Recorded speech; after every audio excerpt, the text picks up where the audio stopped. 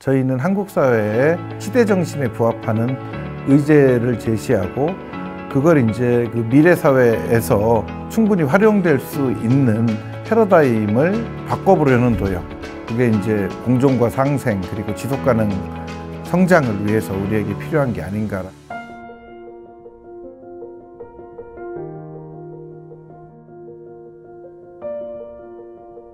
그 2010년경부터 이제 그 당시에 그 이명박 정부가 들어서면서 이제 747 얘기하고 하면서 이제 그거에 대한 어떤 그 개념적 보완물로서 뭐 삶의 질 내지는 행복을 좀 내세웠었죠. 물론 이제 박근혜 정부도 행복 정부라고 해서 이제 내세웠었지만, 근데 이제 사실 그런 문제들이 여기 연구소가 2003년에 포용성장 내지는 착한 성장이라는 그 용어를 처음 여기 사회발전연구소 연구팀에서 이제 총서 시리즈를 통해서 이제 내놓은 바가 있어요. 이제 그거에 인연이 돼가지고 그걸 이제 사회의 질, 사실 요 사회의 질이라는 게 유럽에서 먼저 나오기는 했는데 그쪽에서는 정책적으로나 학술적으로 하다가 단념을 했거든요. 왜냐하면 이 EU 정부가 이제 참여하는 국가들이 있는데 그 국가들의 사회가 워낙 베리에이션, 그러니까 서로 다르고 다양성이 크다 보니까 이 사회의 질을 뭔가 하나로 얘기하기에는 너무 담아야 될 게 많았던 거예요. 이제 그런 상황에서 뭐 처음에는 좀 나오다가 이제 안 나오더라고요. 이제 근데 이제 이쪽은 사회의 질 개념을 잡고서 그때는 이제 이재열 교수님이 중심이 돼가지고 우리는 끝까지 갔죠. 끝까지 가서 뭐 SBS랑 협업해서 미래 포럼도 하고 또 뭐 국회랑 그리고 이제 뭐 지역발전위원회 뭐 이런 데랑 이제 협업을 통해서 232개 지방자치단체의 사회의 질이 뭐 각각 어떤지 뭐 이런 작업들을 했죠. 이제 그러다가 이제 사실 한국 사회에서 이 지표에 대한 관심이 굉장히 높아져요. 그래서 이제 2015년경부터 모든 기관이 지표 체계를 만들기 시작을 하더라고요. 그래서 사회통합, 뭐 성인지, 또 다문화 사회통합, 사회통합 하나만 해도 뭐 수없이 많은 사회통합, 거기에 삶의 질, 행복 키워드가요. 뭐 이제 그런 어떤 그 지표 체계들, 별 지표 체계가 다 있어요. 지금 제가 보기에는 각 기관마다 뭐 이름이 조금씩 다르지 여러 가지의 어떤 지표 체계가 있고 뭐 포용 지표, 사회적 자본 지표 뭐 이런 것들이 있는데 한마디로 어떤 지표 체계 구축의 어떤 붐, 그리고 통계청은 이제 그 즈음에 이제 국가 주요 지표 체계라는 걸 만들어요. 국가 주요 지표 체계를 만들고 한국의 사회 지표 체계를 개편을 해버리죠. 그러니까 거의 다시 만들었다고 보셔도 돼요. 그리고 또 통계청에서 삶의 질 지표 체계를 만들어요. 그래서 이제 그건 지금 관리를 하죠. 그리고 이제 그 즈음에 정부랑 2005년부터 2010년 사이에 정부랑 통계청이 협업해서 이 나라 지표라는 걸 만들죠. 이제 그걸 보고서 이제 뭐 경제인문사회연구회도 국가발전지표 체계 만들었죠. 2010년에. 하여튼 이제 이런 흐름에서 2015년에 엄청나게 많은 그 즈음으로 해서 막 지표 체계가 이렇게 많을 수도 있나 싶을 정도로 많이 만들어요. 그리고 똑같은 사회통합 이름으로도 기관마다 다르고 또 교육 뭐 이러다가 이제 그게 SDG랑 결합을 해요. 그게 이제 2016년 정도부터죠. 그래서 2015년에 1차로 유엔에서 SDG를 223개 지표를 이제 처음 확정해가지고 공표를 해요. 물론 그 223개를 들여다보면 좀 엉망해요. 그 당시에는. 그냥 뭐 어떤 지표는 아무 설명도 없고 지표에 대한 어떤 개념 정의, 지표 정의서도 없는 상태에서 그냥 뭐 삶의 질 이런 식으로 해서 지표 하나가 딱 나온 거예요. 이제 물론 어떤 거는 굉장히 구체적인 것도 있고 뭐 습지 보전 이게 막 지표 이름이 되고 막 그랬었으니까요. 이제 그러다가 통계청에서 2016년에 이제 연구소로 연락이 오더라고요. 이제 이걸 만들어야 되는데 사실 유엔에서 나온 내용으로는 사실 부족한 게 많지만 그래도 이제 한국 사회에서 통계로 대응할 수 있는 능력이 얼마나 되는지 보고 싶다라고 하는 거예요. 그래서 이제 사회발전연구소가 그 223개 그 지표정의서를 다시 검토를 하고 그 왜 SDG 지금은 무의미해졌습니다만은 처음에는 티어 1, 티어 2, 티어 3 해가지고 티어 1 같은 경우에는 좀 완벽한 거, 개념도 좀 분명하고 측정도 할 수 있고 뭐 세분화 통계까지 가능한 거. 뭐 티어 2는 뭐 개념은 확실한데 좀 통계가 아직 좀 정확하게 측정 방법이 명기되지 않은 거. 티어 3는 어디로 갈지 모르는 거. 뭐 이런 식으로 해가지고 내놨는데 이제 그걸 가지고 저희가 국내 모든 통계를 끌어모아 가지고 측정을 한번 했었어요. 측정을 해보니까 한 100여 개 정도가 측정이 한국에서 가능하더라고요. 200여 개 중에서. 근데 이제 그거는 한국의 통계의 문제가 아니라 유엔의 문제, HLPF라고 해서 이제 하이 레벨 폴리티컬 포럼이라고 해서 이제 최종적으로 UN SDG의 지표를 결정하는 것들이죠. 기구죠. 이제 거기에서 내놓은 게 그래요. 그 흐름 속에서 유엔에서 일단 그렇게 내놓으니까 또 이 한국의 정부와 시민사회는 또 다르게 움직여요. UN SDG는 우리가 만든 게 아니잖아라는. 그럼 제대로 만들든가. 그래서 이제 또 KSDG라는 걸 만들어요. 이제 Korean Sustainable Development Goal이라는 걸 만들어서 이제 또 그것도 이제 작년에 또 연락이 오더라고요. 연락이 와서 2018년에 자기들이 해보니까 이게 그냥 어떤 전공 하나가 가지고 할 수 있는 게 아니라 사회발전연구소처럼 좀 그 연구기관을 이렇게 포괄할 수 있는 네트워크 있는 기관에서 좀 해줬으면 좋겠다라고 해서 KSDG를 작년에 17개 목표에 대해서 최소 자문위원까지 하면 한 15명 각각, 그래서 한 250명 정도가 참여하는 KSDG 연합체를 만들었어요. 거기에는 또 그 시민사회 그 토론 그룹까지도 이제 포괄을 해가지고 했고, 그래서 이제 작년에 그 1년 동안 그 KSDG를 재편을 해가지고, 사실은 다 재구성했죠. 재구성해서 그걸 KSDG를 확정을 하고, 이게 이제 정부랑 논의를 통해서 지속가능발전위원회랑 녹색성장위원회에서 이제 통과가 됐고, 국무위에 보고가 되고, 뭐 그렇게 해서 확정이 된 상태예요. 근데 이제 지금으로서 보면 이제 제가 이제 지금 서울대학교 사회발전연구소가 이제 그런 작업들, 아까 말씀드린 대로 어떤 삶의 질, 사회의 질부터 또 뭐 UNSDG, KSDG, 그 사이에 뭐 한국의 사회 동향 관련된 뭐 지금 이재열 선생님이 아시아연구소 하시는 뭐 이제 그런 작업들, 그리고 이제 현재 우리가 하고 있는 이 경제인문사회연구회와 함께 지금까지 진행해온 국가사회발전지표체계, 뭐 이런 것들, 그리고 이제 사실 저희는 포용지표도 그랬고 사회자본지표도 그랬고, 이제 거의 좀 큰 지표 체계를 만들 때는 사회발전연구소는 항상 그 일원으로 참여를 하는 편이에요. 적어도 왜냐하면 저희가 이제 연구진이 있고 여기에서 이제 박사로 계시는 분들이 한 10분 정도 계신데, 그분들이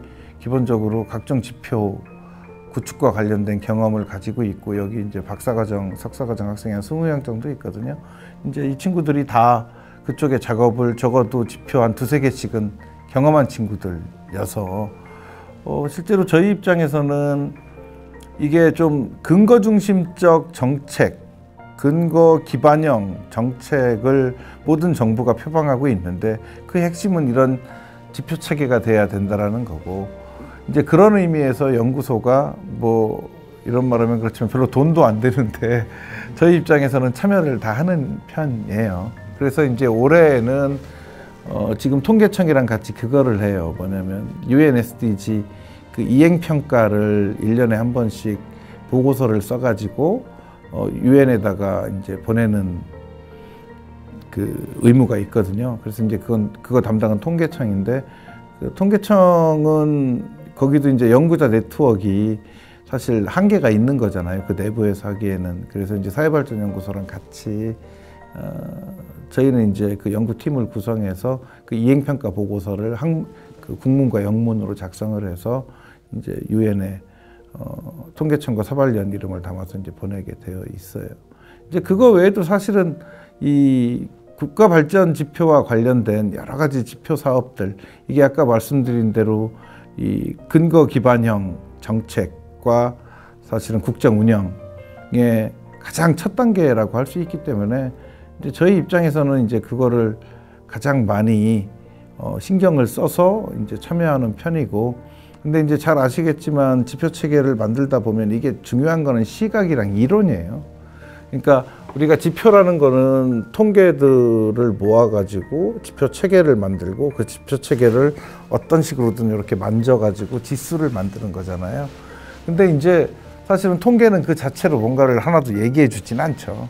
이제 그러다 보면 어떤 패러다임을 끌고 가고 이 담론장에서 어떤 핵심적인 그 의제들을 제시할 수 있는 능력이 굉장히 중요한 거고, 이제 그런 의미에서 이제 저희 연구소 같은 경우에는 사실 당신네들 연구소가 가장 핵심적으로 주안점을 두는 게 뭐냐라고 이제 많은 질문을 받는데, 저희는 한국 사회의 시대 정신에 부합하는 의제를 제시하고 그걸 이제 그 미래 사회에서 충분히 활용될 수 있는 패러다임을 좀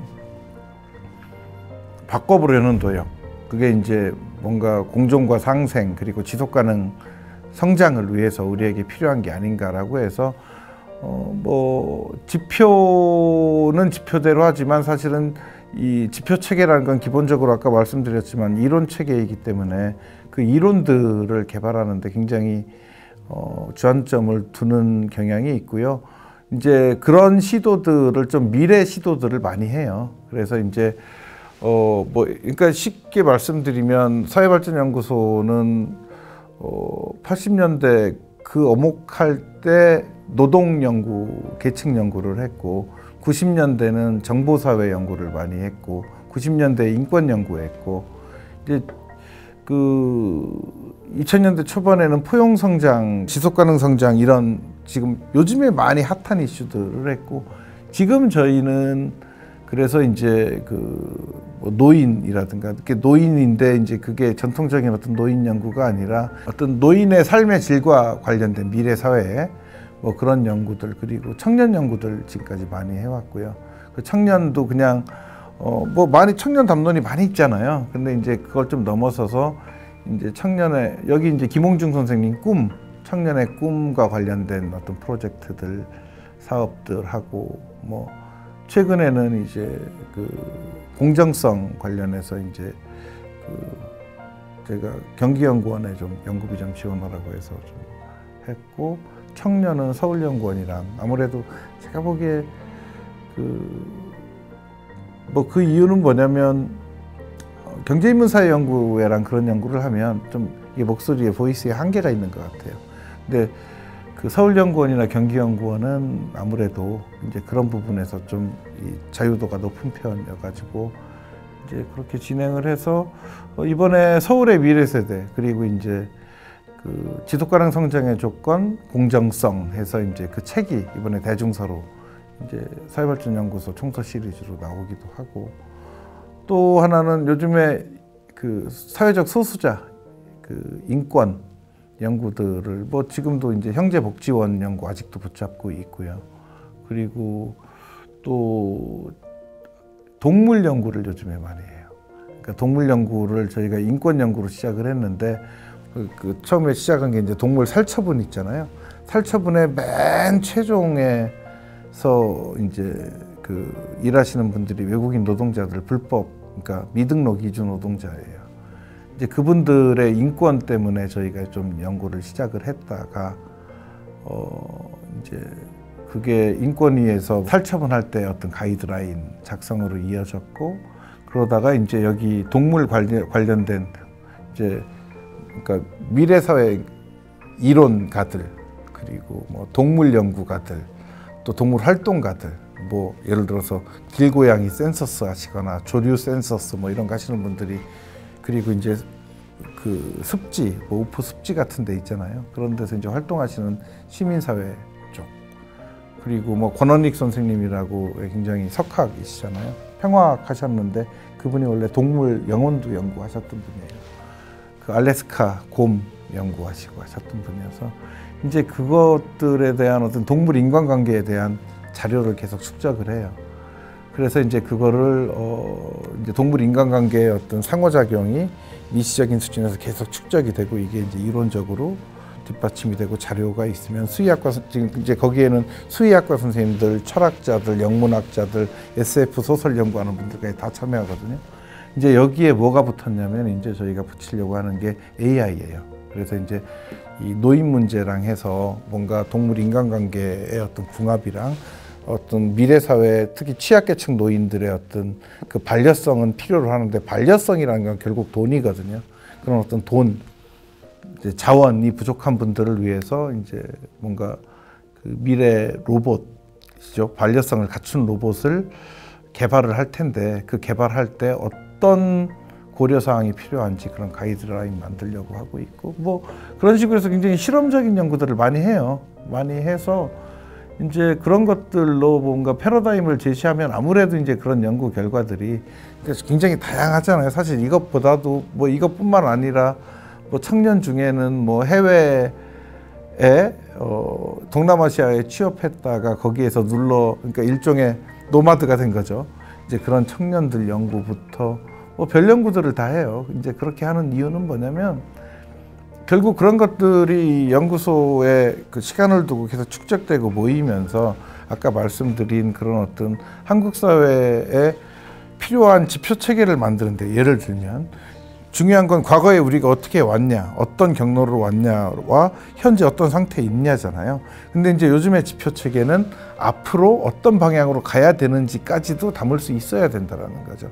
그러니까 그전에는 모니터링이었는데, 이게 과거, 이제 주로 모니터링을 했을 땐 과거와 현재에 이제 집중을 하는데, 지금 현재 지표 체계는 제가 보기에는 이게 모니터링을 넘어서 어떤 방향으로 가야 되는데 그 방향에서 충분하거나 부족한 게 뭔지를 볼 수 있는 지표 체계가 돼야 된다는 거죠. 이제 그런 차원에서 좀 실험적인 도전들을 좀 하는 편이고, 그게 이제 저희가 만드는 지표 체계에 꽤 녹아 있는 편이라고 할 수 있죠. 사실은 이것도 이제 두 가지로 얘기할 수 있을 것 같은데, 지금까지 한국 사회에서 발전은 경제 발전이었어요.